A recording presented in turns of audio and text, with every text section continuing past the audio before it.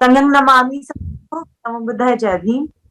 हमारा जो संघ है समर संघ, उसका क्या काम है, उसका क्या आधार है? समर संघ का एक बहुत छोटा सा नियम है कि समर संघ में सबको जोड़ना है और सबको साथ लेके चलना है। इसको हम कैसे करते हैं? हमें इसके लिए अपने कल्चर को, हमारी जो संस्कृति रही है, हमारा जो हिस्ट्री रही है, जो हमारा पास्ट है, जो हमारा भूतकाल है, उसे अपने लोगों के आगे, जितने भी समर भाई हैं, बहनें हैं, जितने भी समर लोग हैं, सबके आगे प्रस्तुत करना है। इस तरह से हम एक दूसरे को जुड़ते हैं और जोड़ते हैं। पहले हमारे लोगों ने काफी कोशिश करी, अपने अलग अलग तरीके अपनाए जोड़ने के, पर जुड़ने की जगह उन्होंने हमारे समाज के, हमारे लोगों के और हिस्से कर दिए। समर संघ का सिर्फ एक ही फोकस है कि हमारे समाज के जितने भी टुकड़े हो रखे हैं, उन छोटे छोटे टुकड़ों को वापस समेट के लाना और एक बड़ा संघ बनाना, सबको एक बनाना। और ये चीज संघ सिर्फ तब कर सकता है जब संघ अपने जो 10 अमर्त्य विनय है, जो 10 गोल्डन रूल्स है संघ के, उनको सबको समझाए, उनको फैलाए, उन्हीं 10 नियमों को सबको बताए।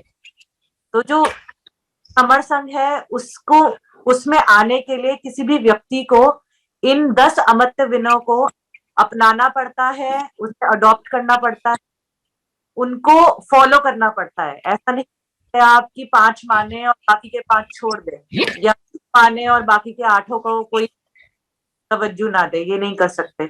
अगर कोई इंसान सच में संघी है या संघी बनना चाहता है या हमारे संघ से जुड़ना चाहता है, तो उसे ये 10 अमर्त्य विनय अपनाने ही होंगे, उन्हें अपनी जीवन में उतारना ही होगा। 10 जो 10 अमर्त्य विनय है वो मैं आपको बहुत शॉर्ट में, ब्रीफ में बता देती हूँ। सबसे पहला है कि केवल समर। ये तो बहुत ही नेचुरल नियम है। नेचुरल इसलिए कह रही हूँ क्योंकि जो संघ है वो हमारी ही हिस्ट्री है, हमारा ही पास्ट है। संघ एक्चुअली हमारा ही कल्चर है, इसीलिए वो हम सब में अपने आप से ही नेचुरली है। सिर्फ जो समर भाई बहन है उनमें, जो समर पुरुष है, जो समर महिलाएं हैं, उनमें संघ अपने आप ही है। और इसीलिए संघ में केवल समर आ सकते हैं, बाहर का कोई इंसान, कोई वमन या कोई भी और नहीं आ सकता है। किसी और की एंट्री नहीं है हमारे संघ में। दूसरा मंतव्य है चंदा कभी नहीं। ये इसलिए है कि हमें पता है, आपने पता होगा कि जो पैसा है वो सबसे ज्यादा करप्शन लेके आता है। पैसा और पावर, ये दो बेसिक माने जाते हैं करप्शन के।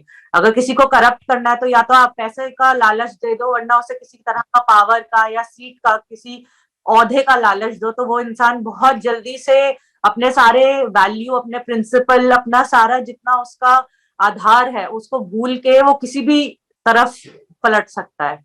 तो इसीलिए संघ का दूसरा मतलब विनय है चंदा कभी नहीं, क्योंकि संघ कभी किसी से पैसा नहीं लेता, पैसे कोई बात नहीं करता, पैसा बीच में नहीं लाता। संघ में जो भी लोग आते हैं वो अपने हिसाब से सबके सब साथ बैठते हैं। जो भी खर्चा होता है वो, अगर 10 लोगों ने संगति करी है और 10 लोग बैठे हुए हैं संघ में, तो वो 10 के 10 आपस में बांट लेंगे। इस हिसाब से संघ में पैसा कभी बीच में नहीं आता, संघियों के बीच में।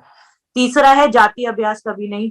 जाति अभ्यास कभी नहीं का मतलब सिंपल सा है कि अगर आपको किसी चीज की, अगर आपको ऐसा लगता है कि कोई चीज नेचुरल है या कोई चीज ऐसी है कि एग्जिस्ट करती है या फैक्ट है, जैसे कि सुबह होती है तो सूरज उगता है, अगर ये तो एक फैक्ट है, इसको चाहे आप माने या ना माने ये रहेगा ही। चाहे आप सुबह को सुबह माने या रात को सुबह कहने लगे, उससे सूरज को कोई फर्क नहीं पड़ता, उस वक्त पे सूरज उगेगा ही उगेगा। तो लेकिन जाति एक ऐसी चीज है जो नेचुरल सत्य नहीं है, वो एक फैक्ट नहीं है, वो प्राकृतिक नहीं है, उसको बनाया गया है हमारे लोगों को दबाने के लिए, वो लोगों के दिमाग पे वार करने के लिए एक ऐसा शस्त्र बनाया है वमनों ने कि लोगों को ऐसा लगता है कि उसका, और वो उसका अभ्यास बार बार करते हैं उस शस्त्र का, ताकि हमारे लोग दबे रहें और उन्हें अपने ही आप को लेके एक इंफीरियोरिटी कॉम्प्लेक्स हो जाए। लेकिन संघ में आने वाले किसी भी इंसान को ये पता होना चाहिए कि जाति का अभ्यास कभी नहीं करना है। क्यों? क्योंकि जाति भी पैसे की तरह हमें बांटती है।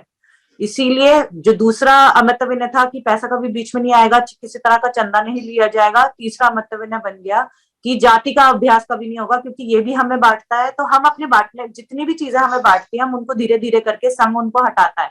तो जाति का भी अभ्यास कभी नहीं होता है संघ में। किसी भी तरह के लोग किसी भी तरह की जाति से आ रहे हैं, हमें उससे कोई मतलब नहीं है। जो इंसान समण संघ के नियमों को, 10 अमृत विनय को मानता है, वो एक संघी है, वो हमारा अपना हो जाता है, वो हमारे परिवार में सम्मिलित हो जाता है। चौथा नियम है केवल संघवाद। केवल संघवाद का ये मतलब है कि संघ में सिर्फ संघ की बातें होंगी, सिर्फ यहाँ के नियम माने जाएंगे, और कहीं किसी और जगह के नियम या किसी और तरह के रूल्स को डिस्पोज ऑफ नहीं करा जाएगा। यहाँ पे किसी भी तरह के रूल्स, किसी और तरह के रूल्स को या किसी और तरह की मान्यताओं को या किसी और तरह के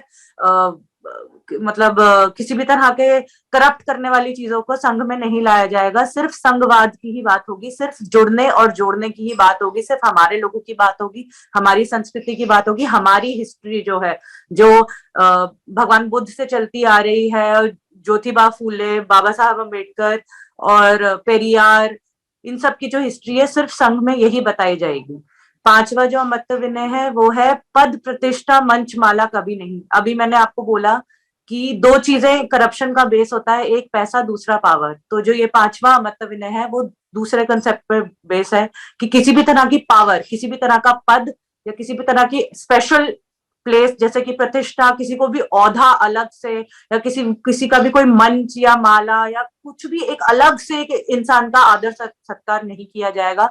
संघ में हम सब बराबर हैं, चाहे हम पुरुष हैं, चाहे हम महिलाएं हैं, चाहे हम किसी गरीब घर से आते हैं या कोई बहुत अमीर घर से आते हैं, चाहे हम विदेश के हैं, चाहे हम गांव के रहने वाले हैं, उससे कोई फर्क नहीं पड़ता। सब साथ बैठते हैं, एक साथ बैठते हैं, एक ही स्तर पे बैठते हैं। यहाँ पे कोई मंच नहीं होता कि हाँ 5 लोग ऊपर बैठे हैं, वो सब पे नीचे, मतलब they are looking down upon people. ऐसा कुछ भी नहीं है, ऊपर और नीचे का कुछ नहीं होता संघ में, सब बराबरी में बैठते हैं। ये संघ का सबसे बेसिक नियम है। छठा हो गया पंजीकरण कभी नहीं। जैसे मैं अभी बता रही थी आपको कि कुछ चीजें होती हैं वो नेचुरल सत्य होती हैं, जो मतलब प्राकृतिक सत्य होती हैं, और कुछ चीजें होती हैं जो बनाई गई है, जो आदमी ने डाली है लोगों के दिमाग में अपने आप को ऊपर करने के लिए। तो जैसे कि पंजीकरण का मतलब होता है रजिस्ट्रेशन। संघ जो है उसको, वो एक सत्य है, वो एक जीवन जीने का तरीका है। हमें किस तरह से जीवन जीना है, जो हमें किस तरह से अपने जीवन व्यतीत करना है, संघ एक उस चीज को हमें तरीका सिखाता है। इसीलिए संघ हमारे लिए एक प्राकृतिक सत्य बन जाता है। संघी होगा उसके लिए संघ एक प्राकृतिक सत्य बन जाएगा, उसके मन में किसी तरह का कोई कभी करप्शन नहीं आएगा।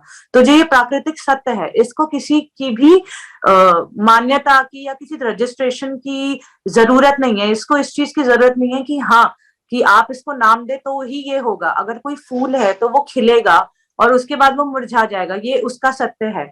हमारा जो संघ है, हमारे साथ रहने का, जुड़े रहने का, आपस में एक दूसरे की मदद करने का, जुड़ने जोड़ने का, जो हमारा संघ का बेसिक नियम है, ये हमारा एक प्राकृतिक सत्य है। हम इसको झुटला नहीं सकते। ये किसी चीज का, किसी ठप्पे का या किसी स्टैम्प का या किसी एजेंसी का मोहताज नहीं है। इसको, हमारे संघ को किसी भी तरह की रजिस्ट्रेशन या किसी भी तरह की इसके किसी के ठप्पे की जरूरत नहीं है कि हाँ अब हमने ठप्पा लगा दिया तो ये एग्जिस्ट करता है, हमने ठप्पा नहीं लगाया था तो वो एग्जिस्ट नहीं करता।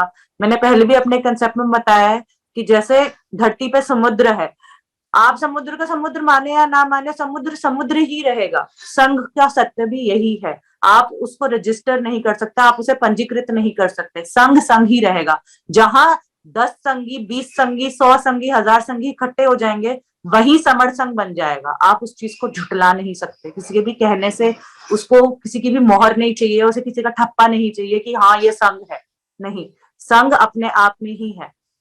आठवां हमारा जो सातवां जो हमारा अमृत विनय है वो है संघाधिशेष सबसे ऊपर। ये जो इस पे बेस्ड है कि जो संघ का आदेश होगा किसी भी तरह के नियम पे या किसी भी तरह की सिचुएशन में, जो संघ का आदेश दिया जाएगा सभी संघियों के लिए, वो सबसे ऊपर होगा। किसी भी तरह के सिचुएशन में जो संघ आदेश देगा वो संघियों को, सभी को वो मानना पड़ेगा। आठवां है संघ राजनीति में कभी नहीं जाएगा। ये इसलिए ही दिया गया है ताकि हमारे लोगों में करप्शन ना आए, किसी तरह का लालच ना आए। राजनीति भी एक तरह का कार्य ही है। हमारे संघ में बहुत सारे डॉक्टर्स आते हैं, टीचर्स आते हैं, इंजीनियर्स आते हैं, हर तरह का प्रोफेशनल आता है, बहुत सारे और भी लोग आते हैं, प्रोफेसर्स आते हैं, राजनेता भी आते हैं, सबके सब आते हैं। लेकिन जब वो संघ में आते हैं तो वो संघ के हो जाते हैं, वो संघी होते हैं, तब वो राजनेता नहीं होते या कोई टीचर या डॉक्टर या कुछ ऐसे नहीं होते। हाँ, वो अपने प्रोफेशन से लाए गए चीजों से हमारे जो अपने आपस के समर भाई और बहनें हैं उनकी मदद जरूर कर सकता है। लेकिन अगर कोई भी इंसान संघ के अंदर बैठा होगा तो वो संघी होगा, उससे कोई मतलब नहीं है कि वो कोई नेता है या वो किसी पॉलिटिकल पार्टी से रिलेटेड है। अच्छा, और इसका मतलब ये भी है कि संघ कभी राजनीति में नहीं जाएगा, मतलब आप संघ में किसी भी तरह का पद या प्रतिष्ठा नहीं खींच के ला पाएंगे, क्योंकि राजनीति इसी चीज पे बेस्ड है कि कोई एक इंसान होता है जो उसे खींचता है और वो ही सबसे ऊपर होता है और वो सबको कमांड करता है कि हाँ, बाकी सब जो होते हैं नीचे काम करने वाले वो उसी उसी का नाम लेते हैं। तो संघ में ये चीज नहीं होती, इसीलिए संघ राजनीति में कभी नहीं जाएगा।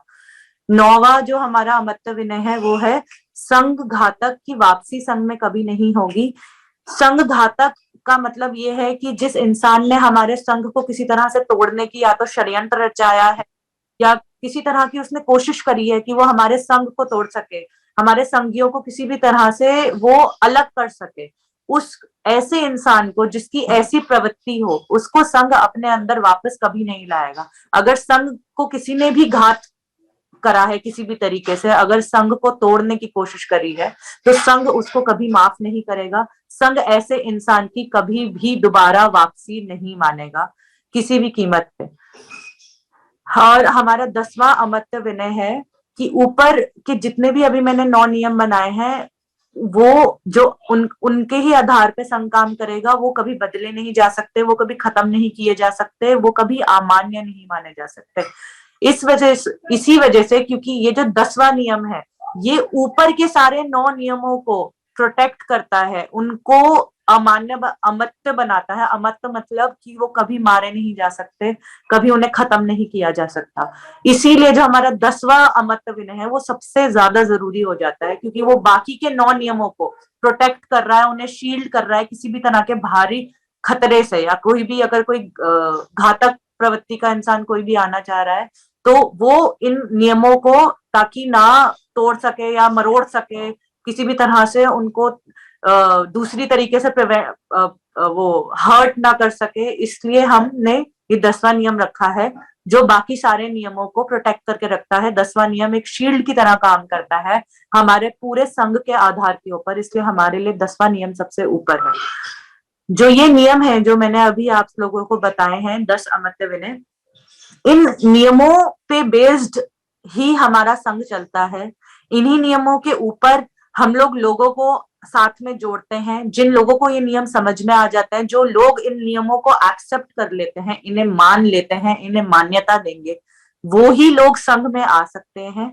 और इसके ही रिजल्ट से इन्हीं नियमों के ऊपर बेस्ड करके हम जुड़ सकते हैं, आपस में एक दूसरे को जोड़ सकते हैं और हम जीत सकते हैं। हमारा जितना इस वक्त पे हमारे वर्तमान में जो टुकड़े टुकड़े हो रखे हैं, हम अलग अलग हो रखे हैं, बड़ी मुश्किल से इकट्ठे हो पाते हैं, काफी बोल बोल के इकट्ठा करना पड़ता है, इस चीज से निकल के सबको साथ आने के लिए, जीतने के लिए और जीतने के लिए हमें ये संघ के 10 अमर्त्य विनयों को अपनी जिंदगी में उतारना पड़ेगा।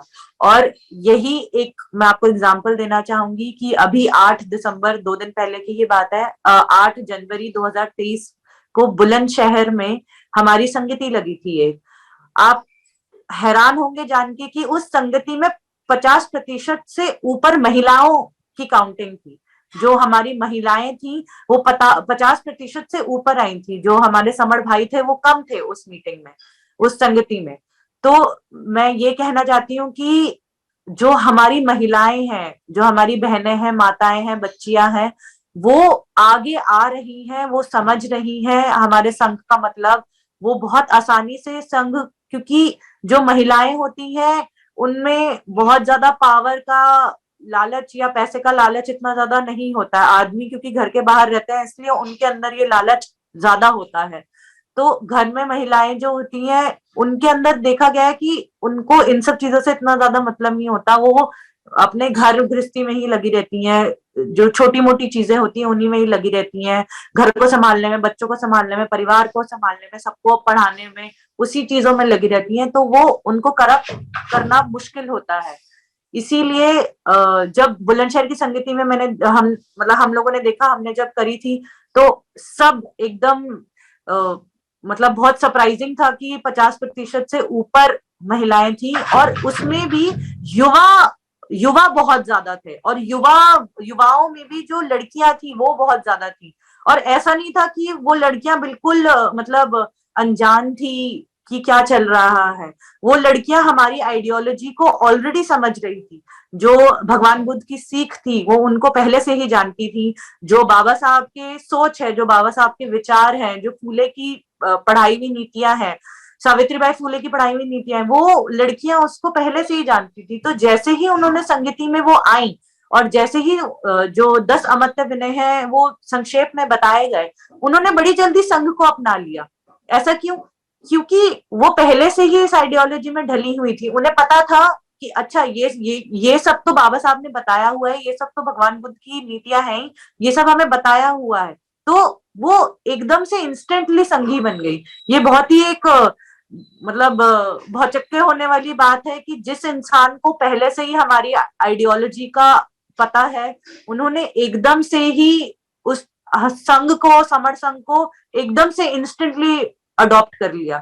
तो मैं ये कहना चाहूंगी कि जो लोग पहले से ही हमें पढ़ते आ रहे हैं, जो बुद्ध की जो पढ़ाया हुआ ज्ञान है, जो बाबा साहब के विचार हैं, उनको पहले से ही एक्सेप्ट करते आए हैं, वो लोग संघ को बहुत जल्दी अपना लेंगे, क्योंकि उनके लिए संघ में आना मुश्किल नहीं होगा। जो भी संघ के नियम है वो उनके लिए पहले से ही पढ़े पढ़ाए होंगे, वो उनके पहले से ही समझे हुए होंगे। तो इसीलिए हमारे ये जो 10 अमर्त्य विनय हैं, ये संघ का बेस बनाते हैं, ये आधार बनाते हैं। इसलिए मैं चाहूंगी कि जो हमारी महिलाएं हैं, जितनी हमारी माताएं हैं, बहनें हैं, वो इस चीज को और ज्यादा पढ़ने की कोशिश करें। अगर पढ़ने में कुछ परेशानी है तो आपस में बात करके, डिस्कशन करके इस चीज को समझें और आगे समझाएं, क्योंकि उससे और ज्यादा लोग जुड़ते चले जाएंगे। और संघ में पहले से ही अगर इस विचारधारा पे काम कर लिया जाएगा, पहले से ही बाबा साहब और बुद्ध की विचारधारा पे काम कर लिया जाएगा, तो अलग से किसी को समर संघ समझाने की जरूरत नहीं होगी, वो अपने आप ही इस चीज को अडॉप्ट कर लेंगे। बस मैं यही बताना चाहूंगी। और मैं ये कहना चाहूंगी कि हमारे आगे आने वाली एक महिला संगीति लग रही है, महिला विशेष संगीति लग रही है, ऑफलाइन है मुंबई में। मैं सभी को कहना चाहूंगी कि 7-8-9 अप्रैल 2023 मुंबई के लिए सब प्लीज अपनी बुकिंग करा लें, और पहले से ही संघ में जो महिला विशेष संगीति लग रही है, वो उसको सफल बनाने के लिए ज्यादा से ज्यादा महिलाएं मुंबई आए। मैं बस यही कहना चाहूंगी, मैं यहाँ अपनी बात खत्म करना चाहूंगी। संग नमामि।